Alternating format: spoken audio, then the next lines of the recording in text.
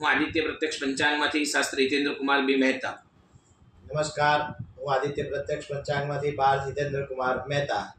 આજનો વિષય છે વટ સાવિત્રી વ્રત, પૂજન અને અર્ચના.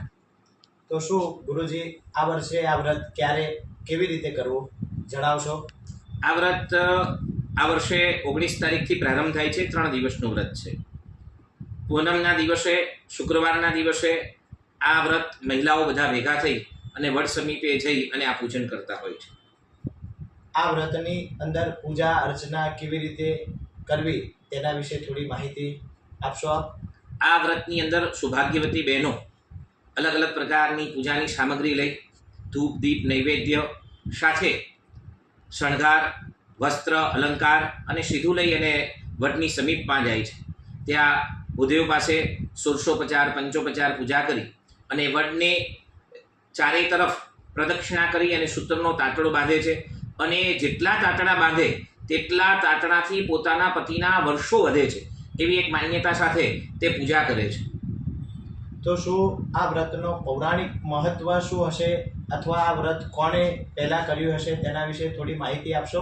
હા, ચોક્કસ. આ વ્રત એવું કહેવાય છે કે સાવિત્રીએ કરેલું અને વડની અંદર ભગવાનનો સાક્ષાત એક અનુભવ છે.